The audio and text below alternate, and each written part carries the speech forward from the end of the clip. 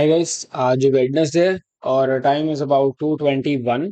तो वेडनेसडे को mid cap की एक्सपायरी होती है। तो ऑब्वियसली जिसकी एक्सपायरी है मैं वही ट्रेड करूंगा, क्योंकि एज अ न्यूट्रल सेलर मेरे लिए वही ज़्यादा एडवांटेजेस है। बट क्योंकि मिड कैप देखो, अभी नया इंडेक्स है, इसमें वॉल्यूम्स इतनी हाई नहीं है, तो हमें कुछ चीज़ों का ध्यान रखना पड़ता है। वो है, आप प्रीमियम कितना ले रहे हो और कितनी क्वांटिटी सेल कर रहे हो, किस हिसाब से अपना रिस्क मैनेज कर रहे हो। क्योंकि अगर आप सेंसेक्स एक्सपायरी ट्रेड कर रहे हो पिछले 2 हफ्ते 3 हफ्तों से, जो फ्राइडे को होती है, तो आपने देखा होगा 3 बजे के आसपास एरर आ रहा है कि अडेप्टर इशू कुछ करके, और उसमें बहुत ज्यादा लॉस हो रहा है लोगों का। मतलब मैं तो दोनों दिन लकीली बच गया, मतलब भगवान की कृपा होगी मैं बच गया। एक दिन मैंने एग्जिट ले लिया जैसे ही ऑर्डर की एरर आया, तो उस दिन मैं इसलिए बच गया, और एक दिन मैं इतना आउट ऑफ द मनी था कि मेरे को फर्क नहीं पड़ा। बट क्या हो रहा है उसके अंदर, 3 बजे के बाद एरर आता है, और वो एरर से आपका ऑर्डर कंप्लीट नहीं होगा, पेंडिंग पे चला जाएगा। ठीक है, अब पेंडिंग पे चला गया, अब वो ऑर्डर कभी 3:30 बजे एग्जीक्यूट हो रहा है, कभी 3:50 पे एग्जीक्यूट हो रहा है, और जीरोधा वाले बोलते हैं कि भाई अपना, हमने तो एग्जीक्यूट करने के लिए हम रेडी थे, बट उस टाइम हो नहीं रहा, तो 3:50 पे एग्जीक्यूट हो जाता है। जो भी है, ये नई एक्सपायरी, इन सब में थोड़ा सा केयरफुल रहा करो। तो आज अपनी मिड कैप की एक्सपायरी थी। तो देखो, ये ओपनिंग है 9:15 पे।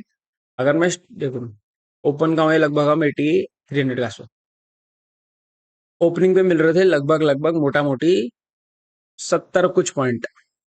ये 50 दिखा रहा है, लेकिन 56 60 के आसपास कुछ मिल रहे थे शायद। ठीक है, तो ऑब्वियसली मैं 50 50 पॉइंट दूर की तो बेचूंगा नहीं, क्योंकि वो फिर वही बात, लिक्विडिटी नहीं है और आप फंसने वाले काम है।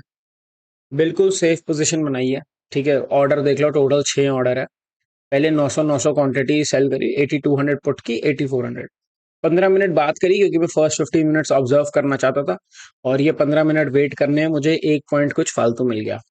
ठीक है, फिर 20 मिनट में जब डीके होना शुरू हो गया, मेरे को थोड़ा सा कॉन्फिडेंस आ गया, क्वांटिटी को लोड अप कर दिया, और अभी कवर कर लिया मैंने 2:17 पे।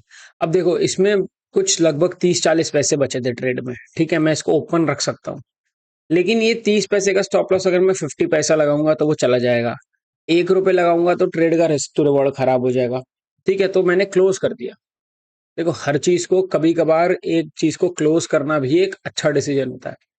ठीक है, अब क्लोज एट अबाउट 7,000, तो 7,000 रुपए लगभग लगभग 0.35% हो गए। ठीक है, और मैं एक सिंपल से आपको बात समझा रहा हूँ। कभी भी ये जो छोटे नंबर्स होते हैं ना, 0.25 0.3, इनको वैल्यू करो। देखो, अज्यूम कर लो मैं महीने में 4 वेडनेसडे होते हैं, चारों वेडनेसडे को सेम ही ट्रेड डालूंगा, सेम ही परसेंटेज निकालूंगा 0.25। तो चारों वेडनेसडे एक महीने का मेरे को 1% कमा के दे देते हैं, कुछ बिना कुछ मेहनत करे। क्योंकि देखो, मैंने कुछ मेहनत नहीं करी इसमें, सुबह बेच के आराम से मैं खाली बैठा रहा, मैंने कुछ भी नहीं करा। ठीक है, तो छोटे छोटे परसेंटेजेस है ना, वो भी ऐड होते हैं। जो विनर होते हैं, लूजर्स भी ऐड होते हैं। तो जितने ज्यादा विनर्स आप ऐड कर पाओगे, छोटे हों या बड़े हों, विनर ग्रीन ग्रीन होता है। ठीक है, और सिंपल सा कॉन्सेप्ट था। आज का रिस्क भी लगभग लगभग, देखो, ये मैंने बेची थी सुबह 3:30 पे ना, तो इसका स्टॉप लॉस 4.5 था, 4.5 या 5 हाई था इसका। मैं दिखा देता हूँ।